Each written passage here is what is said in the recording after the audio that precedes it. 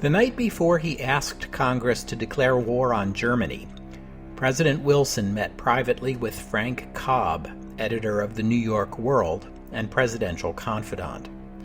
Cobb later described a glum president, pessimistic over what involvement in the Great War would mean for the American people and for American democracy.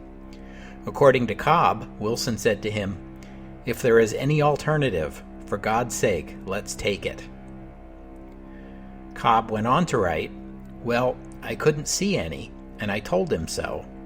The president didn't have illusions about how he was going to come out of it either. He'd rather have done anything else than head a military machine. All his instincts were against it. He foresaw too clearly the probable influence of a declaration of war on his own fortunes, the adulation certain to follow the certain victory, the derision and attack which would come with the deflation of excessive hopes and in the presence of world responsibility. But if he had to do it over again, he would take the same course. It was just a choice of evils. Welcome to the history of the 20th century.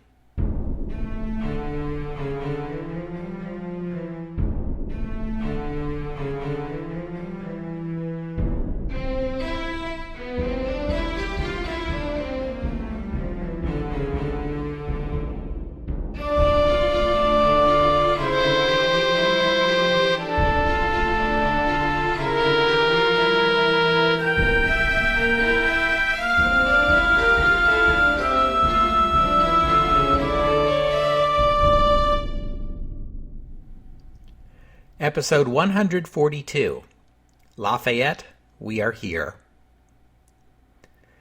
Nearly 3 years have passed since the Great War began, and in the United States, the President, Woodrow Wilson, has throughout this time been ardent in the cause of keeping the U.S. neutral. Just months ago, he had campaigned for re-election with the slogan, "He kept us out of war." But war had come anyway, and Woodrow Wilson had become only the 5th president in the history of the United States to lead the nation into a war, the others being James Madison, James K. Polk, Abraham Lincoln, and William McKinley. Of these 4, the only one comparable to Wilson in his reluctance to go to war was Lincoln. Many Americans, perhaps most, in Congress, in the press, and in the broader public, recalled Wilson's valiant efforts to stay out of the war and expected that America's war effort most likely would be merely an extension of what America was already doing. The U.S. would likely send food, supplies, arms, and ammunition to the Allies. The U.S. would likely increase the Allies' line of credit to finance these purchases. The U.S. Navy could assist the Royal Navy with blockade duties and anti-submarine patrols. But in fact, nothing about the U.S. declaration of war against Germany requires that U.S. soldiers be sent to the Western Front to fight and die in the trenches. If you'll allow me to editorialize for a moment, I'm not convinced there was any need to send American soldiers to France, although admittedly I'm drawing my conclusions with the benefit of hindsight. Instead of feeding and clothing and arming and equipping its own sons, the United States could simply have shipped all that food and clothing and arms and equipment to Britain and France and told its allies to use them to support their own soldiers. Why didn't it? Why was this option never even considered? Why am I the only one asking this question? The truth is, Woodrow Wilson may have been a reluctant warrior, but once war was upon him, he was in it to win it. He himself used the example of Abraham Lincoln as a cautionary tale of the danger of going to war half-heartedly. He judged that a quick and decisive intervention was preferable because it would end the bloodshed as soon as possible. And so, Wilson intended to deploy all of America's formidable resources to defeat the German Empire, and he went at it with the zeal of a crusader from the moment war was declared. All the way back in the first episode of this podcast, I numbered the United States as one of the world's 10 great powers. So it was seen in 1901, and so it was seen in 1917. Still, most Europeans would have regarded the U.S. as in the second tier of great powers. A useful analogy would be Japan. Japan was a great power, yes, but she was a regional power. Japan is the most powerful nation in East Asia, but East Asia is far away from Europe, far enough that countries like Britain and Germany would be hard-pressed to project power all the way into Japan's domain. No one in 1917 believes Japan can project military power into Europe. She does have a handful of cruisers and destroyers in the Mediterranean, helping the Allies patrol for U-boats, but it's hard to imagine Japan influencing the military situation in Europe any more than that. Similarly, the United States was seen as a regional power in the Western Hemisphere and in the Pacific, able to enforce its will in Panama or Haiti, or perhaps even as far away as Manila or Beijing, but few imagined large numbers of U.S. soldiers on European soil. But that's only because imagination has not yet caught up to reality.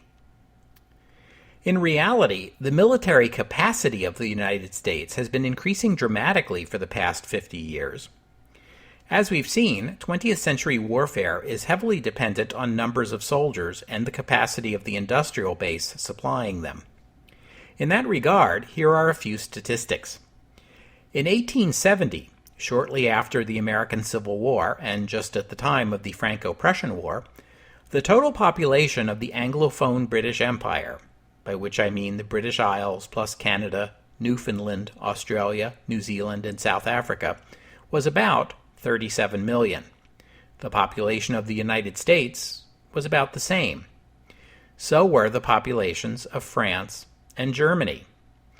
In terms of industrial output, though, Britain was the undisputed master, at about double the U.S. industrial output and well above her continental rivals. By 1901, the population of France had barely risen to 39 million.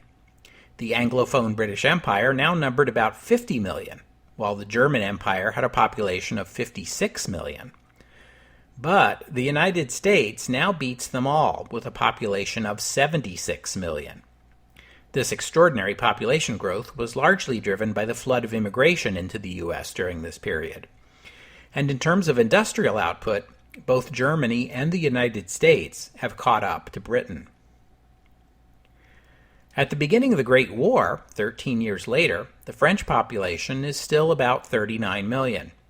The Anglophone British Empire has reached 59 million, and Germany is up to 65 million.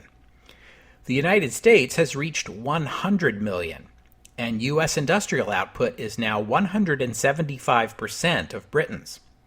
Or to put it another way, the United States is now the equal of Britain and France combined in both population and industrial output, and it is significantly ahead of Germany in both categories. In fact, the United States has a larger population than any of the other belligerent nations in the Great War, with the sole exception of Russia. I gave you my argument for not wanting to send American soldiers to France, but, as I acknowledged, I have the benefit of hindsight. The outcome of the war was still uncertain, and at this moment in history, nations don't fight wars by carefully calibrating what would be the minimum contribution they can make to ensure victory. Nations of this era fight their wars with every resource at their command. Those population and industrial output figures I just gave you tell you right up front what the United States has to offer the Allies. I'll come back to industrial output. First, let's look at population and manpower. The good news is the United States has a large population, and therefore a large pool of men of fighting age. Unlike Britain or France or Russia, the U.S. has not yet depleted its manpower pool. America's strongest and best are still available, and morale is high. On the minus side, the United States is a nation that has traditionally eschewed standing armies. The entire United States Army, including the National Guard, at this moment numbers about 300,000. By Great War standards, that is a rounding error. The U.S. will need to bring its army up to 10 times that size if it wants to play a significant role in the Great War. The United States has never faced a challenge like this. The largest war the U.S. has previously fought was its own Civil War. In that war, the United States Army numbered about 1 million soldiers at its peak. Now it will have to manage a much larger number. And it's not just a matter of recruitment, it's also about training and equipment. It's about feeding and housing that many soldiers and finding a way to transport them to the Atlantic coast and then aboard ships bound for France, and figuring out what role these U.S. soldiers are going to play once they get there. And it's about doing all this while also answering requests for food and supplies and other assistance from America's new allies. Let's discuss these problems one at a time, beginning with recruitment. One of the first decisions that needed to be made was whether the U.S. would rely on a volunteer army, or whether there should be a draft. Historically, the United States Army has relied on volunteers in time of war. The only exception was the Civil War. There was a draft during the Civil War. It was extremely unpopular, and perhaps more to the point, contributed few soldiers. The vast majority of soldiers who fought in the U.S. Army during the Civil War were in fact volunteers. The U.S. also has a tradition of regiments raised privately by private citizens who would then gain command over the regiment they had raised. The most famous such regiment in U.S. history is no doubt Theodore Roosevelt's 1st United States Volunteer Cavalry Regiment, the famous Rough Riders of the Spanish-American War, Episode 12. And you should not be surprised to hear that a mere 4 days after the declaration of war against Germany, America's #1 volunteer, the great man himself, literally turned up on Woodrow Wilson's doorstep to ask permission to form a volunteer regiment to fight in France. Theodore Roosevelt was the man Wilson had run against for president in 1912, and has been Wilson's #1 critic ever since. Wilson was chilly toward him at first, but Roosevelt declared that now that the U.S. was at war, all his previous criticisms were dust on a windy street, as he put it. Soon Wilson and Roosevelt were laughing at each other's jokes and parted on friendly terms. Wilson said of Roosevelt afterward, "He is a great big boy. There is a sweetness about him that is very compelling. You can't resist the man." Wilson did not give a firm answer to Roosevelt's request, but 3 days later, the Secretary of War, Newton Baker, sent Roosevelt a letter informing him that the Army War College was recommending against forming volunteer regiments like the one Roosevelt was proposing. Baker framed the decision as a technical one, recommended by the military professionals, but Roosevelt would always believe that Wilson had denied him the opportunity out of pure spite. There may be truth in that. There may also be truth in the accusation that Roosevelt wanted the command to boost his political profile in time for the 1920 presidential election. The Wilson administration embraced the view that modern warfare required a modern draft, one that was comprehensive and fair, treating all draft-eligible young men equally, including African Americans. A centralized draft could also more efficiently grant exemptions to young men working in war-related industries. The worst abuse of the Civil War draft had been that it allowed substitution. That is, a man drafted could recruit or pay someone else to serve in his place. There would be no substitutions permitted under what became the Selective Service Act of 1917. There was opposition to conscription, most notably from Champ Clark, Democratic representative from Missouri and Speaker of the House. He gave a fiery 2-hour speech on the House floor against conscription, which became noted for the line, "In the estimation of Missourians, there is precious little difference between a conscript and a convict." It failed to sway many votes, and the bill passed overwhelmingly. In the first round of draft registration, all American men between the ages of 21 and 30 were required to register by June 5th. There was a certain amount of anxiety in Washington over how the American public would respond to the first ever draft registration on this scale, about 10 million young men in all. Government officials from Wilson down gave speeches, and the U.S. government publicized the registration requirement, and in the end, it all went very smoothly. Now, the next question, how are we going to get them to Europe, and how long is this going to take? There were certainly problems. American railroads were cutthroat competitors, and it would take government intervention to persuade them to coordinate their schedules and allow trains from other companies to ride on their tracks. Once these new soldiers reached the Atlantic coast, more problems crop up. One was a shortage of American merchant shipping. This may surprise you a bit. If you know your U.S. history, you know that in the days of sail ships, American merchant ships crisscrossed the globe. But that has changed. The Civil War took a toll on U.S. merchant shipping. Steamships made sail ships obsolete. And the rapid growth of the U.S. population and industrial production had the effect of encouraging a focus on domestic markets rather than exports. The U.S. government became sufficiently alarmed by this decline in merchant shipping that in 1916, a few months before America entered the war, the United States Shipping Board was created to encourage the growth of American merchant shipping.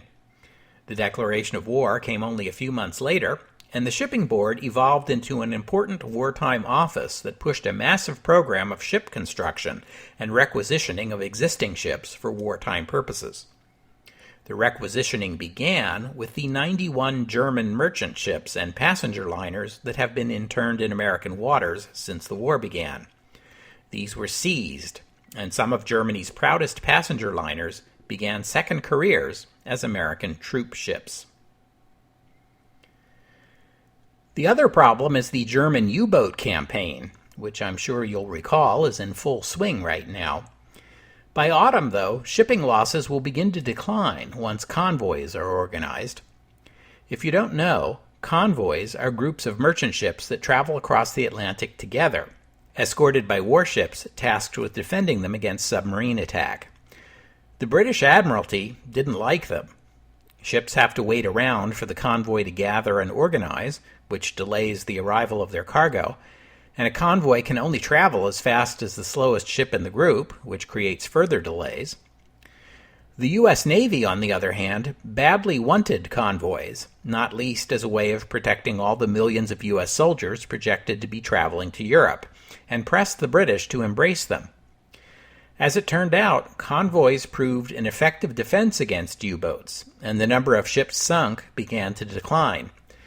The U.S. Navy also dispatched 27 destroyers to the waters around the British Isles to assist in U-boat patrols. And the next question: what role exactly will U.S. forces play in the Great War? The British and French governments were eager to integrate American military units into their own armies on the Western Front, while Woodrow Wilson was not. In France and Britain, there was strong talk about inflicting a decisive defeat on the Central Powers and imposing harsh peace terms. Wilson remained a proponent of peace without victory. He believed that a punitive peace would plant the seeds of a future war, much in the same way that the harsh conditions imposed on France after the Franco-Prussian War of 1870 had produced hostility between France and Germany for 2 generations that in turn had contributed to the Great War. The United States was not going to war to assist France or Britain in a land grab. America had higher motives. But Britain and France had their own ideas. They wanted American support on the battlefield, and they wanted it PDQ. A British delegation led by the new Foreign Secretary, Arthur Balfour, arrived in New York less than 3 weeks after Congress declared war, and right behind them was a French delegation led by former Prime Minister and current Justice Minister René Viviani, and it included our old friend Marshal Joffre. The British wanted to talk about war aims. The French had more practical concerns since, as you know, French army morale was crumbling and the ranks were growing thin. Unfortunately for the French, the U.S. was in no position to make a deployment of a meaningful number of soldiers this quickly. The very first soldiers of the American Expeditionary Force, or AEF, were sent to France in May. Their departure from New York and their arrival at Saint-Nazaire was accomplished under the strictest of secrecy out of fear of the U-boat menace. With them went the new commander of the AEF, the now Major General John Blackjack Pershing. Pershing was an obvious choice as the U.S. military commander with the most recent combat experience, which he had gained in Mexico last year. But there were other reasons. Most senior U.S. military commanders took a dim view of Woodrow Wilson. They didn't approve of the way he'd handled the 1914 and 1916 interventions in Mexico. Some thought him too slow to join the war in Europe. And while it is likely that Pershing shared many of these opinions, he was a prim man, proper and tight-lipped, and careful about publicly criticizing the commander-in-chief, which was more than you could say for many of his peers in the U.S. Army at that time. And so, Pershing it was. He was recommended to the president by the Secretary of War, Newton Baker, and Wilson promptly agreed. Wilson and Pershing met for the first and only time on May 24th. Wilson instructed Pershing to maintain the AEF as a separate force within the Allied armies in France, but also to cooperate with the French. How to thread that particular needle was left to Pershing to work out. Blackjack Pershing would prove to be an excellent choice for a difficult command. The United States was not a party to any formal alliance agreement with either Britain or France. But Pershing would have to balance the demands made upon him by British and French commanders, who had good reasons to want American help and want it yesterday, against his instructions from Wilson and Baker to keep the AEF a distinct force. Pershing's habit of keeping his private opinions private would serve him in good stead, as would his ferocious stubbornness. Pershing was the kind of guy who would listen thoughtfully while Allied commanders told him what they wanted of the Americans, and then go off and do things his own way anyway, which is exactly what this situation called for. One of the first of these U.S. units to arrive in France was the 16th Infantry Regiment. On July 4th, Independence Day in the United States, the 2nd Battalion of the 16th paraded through Paris with General Pershing in an ostentatious display meant to convey to the French that the Americans had indeed arrived. Most memorably, the Americans visited the grave of the Marquis de Lafayette, where, despite what you may have heard, it was not General Pershing himself, but his aide, Colonel Charles Stanton, who famously declared, "Lafayette, we are here." This is, of course, a reference to the Marquis's support during the American Revolution, with the implication that the U.S. Army was now in France to repay the debt. Colonel Stanton, by the way, was the nephew of Edwin Stanton, who had served as Secretary of War during the Lincoln administration. These first U.S. regiments were collectively designated the 1st Expeditionary Division, but 2 days later, on July 6th, they would be renamed simply the 1st Infantry Division. The 1st Infantry Division has been in existence ever since, making it in our time the oldest division in the regular Army. It is sometimes known as the Big Red One, after the unit's shoulder insignia, which is a big red numeral 1. In spite of the pageantry, even these earliest units would continue to train for more than 3 months in France before the 1st Division would take up positions in the front-line trenches. On November 2nd, 1917, a German raid into an Allied trench would result in the deaths of Corporal James Gresham and Privates Thomas Enright and Merle Hay, and these 3 soldiers would become the first American combat fatalities of the Great War.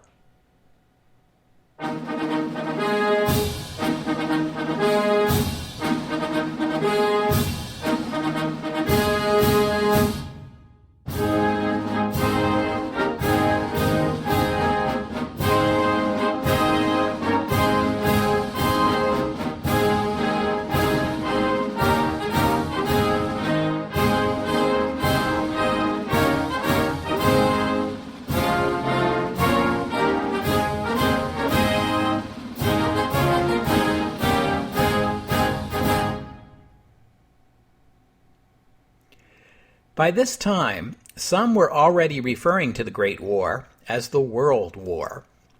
And by the way, within months of the end of the war, there would already be a few misanthropes bandying around the phrase First World War, which is taking a very cynical view of human nature, if you ask me. The bulk of the fighting was in Europe, but we have seen fighting in various places in Africa, with more to come, in East Asia at Qingdao, and in the Middle East, with more to come there as well. But with the United States gearing up to fight, now might be a good time to take a moment to talk about the Western Hemisphere generally. There was no land combat here during the Great War, but the nations of the New World played a role. Let's consider Brazil for a moment. When the war began, Brazil declared its neutrality, as had the other nations of South America. Brazil was a nation of great inequality, with modern, even cosmopolitan cities on the coast, but poverty and illiteracy rampant in the interior. The year 1912 saw an uprising in the rural region of the state of Paraná by peasant farmers made landless by the construction of a railroad line by American investors. There's a story we've heard before. Led by a charismatic religious leader preaching the end of the world, the displaced peasants rose up in a revolt that required most of the Brazilian army to put down, in a conflict history knows as the Contestado War. This fighting was ongoing when the Great War began, so Brazil was not really in a position to get involved in a war in Europe just then. The Brazilian economy was heavily dependent on exports, principally of coffee, and to a lesser degree, rubber. The rubber boom was over by now, but rubber was still a sought-after commodity. The U.S. was Brazil's number one market and number one source of investment income, and the war didn't change any of that. But first, the British blockade cost Brazil the German market, then the German U-boat campaign made things worse. On May 3, 1916, a Brazilian cargo ship, Rio Branco, was sunk by a German U-boat, which caused an uproar in Brazil, but in fact the ship had been flying a British flag and had a foreign crew and had been sunk in the declared German blockade zone, so the Brazilian government had few grounds for protest. That changed in early 1917 when Germany declared unrestricted submarine warfare. On April 5th, just as Woodrow Wilson was preparing to ask Congress to declare war on Germany, the Brazilian freighter Paraná, flying a Brazilian flag and carrying a cargo of coffee, was sunk in the English Channel by a German U-boat. 3 of her crew died in the attack. All 3 were Brazilian. Thousands of Brazilians marched in protest in Rio de Janeiro and Porto Alegre. German businesses and properties were attacked. The Brazilian foreign minister, Lauro Müller, who was born in Brazil to German immigrant parents, was forced to resign in the face of these anti-German protests. Brazil responded by breaking diplomatic relations with Germany. Over the course of 1917, more Brazilian merchant ships were attacked by U-boats. The Brazilian government retaliated by seizing the 42 German merchant ships interned in Brazilian ports. Then Brazil suffered further economic losses when the British government, in response to the U-boat threat, barred imports of non-essentials into Britain, including, unfortunately for Brazil, coffee. Whether you want to blame that last one on the Germans or the British might be a matter of opinion, and indeed there were counter-demonstrations in Brazil, organized by labor unions, socialists, and anarchists, opposing Brazilian involvement in the war, but the Brazilian government would declare war on Germany on October 26th, despite the opposition, becoming the only South American country that would join the war. In 1918, Brazil would begin sending soldiers to France and contribute a squadron of destroyers to hunt for U-boats, although the war would end before Brazil had fully committed the land and naval forces it was preparing to deploy. Further north, Haiti and the Central American nations would declare war on Germany in 1917 and 1918. Mexico, on the other hand, still nursing the wounds from its civil war and resentful of the Americans' 2 military interventions, is going to sit this one out. And that leaves Canada. Now, Canada, as you know, went to war when Britain did, because she was part of the Empire. Most English-speaking Canadians of this era did not see a conflict between being Canadian and being a subject of the British Empire. For Francophone Canadians, it was a different story. In this community, you would find a much stronger Canadian identity, distinct from either France or Britain. When the war began and the call went out for Canadian volunteers, the young men who answered that call were mostly English-speaking, and in particular, a good number of them, about half, were British-born immigrants to Canada. This is naturally the demographic group you'd expect to feel the strongest loyalty to Britain. Canadian agriculture and industry helped feed and arm the British and French war effort, just as U.S. agriculture and industry did, and collectively these two North American countries were a vital part of the Allied war effort, even though one was fully committed to the war and the other neutral. Here's a statistic I think helps underscore the role of Canadian industry to the war effort. Remember that shell shortage? By 1917, 1/3 of the shells used by British forces in France had been manufactured in Canada. Canadians also invested their dollars in the war effort. In 1917, these investments began to be called victory bonds, and they would raise close to $2 billion for the war effort. The United States began a similar program when it joined the war, called Liberty Bonds. In the U.S., celebrities like film stars Charles Chaplin and Mary Pickford and the Detroit Tigers star outfielder Ty Cobb appeared in advertisements and in person at rallies to help sell $15 billion worth of bonds, which funded most of the cost of the war in the U.S. Then there was the issue of conscription. Conscription went relatively smoothly in the United States, as we have already seen, but it had become a contentious issue in Canada by 1917, as it would in Ireland and Australia. To understand why, you have to consider our old friend selection bias. The most pro-British Canadian young men had already volunteered early in the war. Canadian casualties were heavy at the Battle of the Somme in 1916, and the numbers of new volunteers were insufficient, so much so that by 1917 the Canadian government turned to conscription. There was much opposition to conscription, and nowhere more so than in the Francophone community. As I said, Francophone Canadians didn't feel the same kind of patriotic connection to either Britain or France that Anglophone Canadians did. The Canadian military's insistence on using English didn't help matters any. Allow me to remind you of the Canadian general election of 1911, which we talked about back in episode 60. That was when the Liberal government of Wilfrid Laurier was defeated by the Conservatives, and one of the big issues of that election was a proposed free trade agreement with the United States, which the Conservatives attacked as a threat to Canadian independence. Since that time, Canada has had a Conservative government led by the now 62-year-old Nova Scotia-born Robert Borden. There should have been a general election by 1916, but it was postponed due to the war. Borden hoped to put together a national unity government with the Liberals, as had been done in Britain and France, but the Liberals, still led by Wilfrid Laurier, refused to participate over the issue of conscription. Borden formed his unity government anyway, with dissident Liberals willing to split from Laurier's leadership to form what Borden called a Unionist cabinet, which went ahead and passed the conscription bill, and called a general election for December 17, 1917, in the hope of consolidating the Unionist government.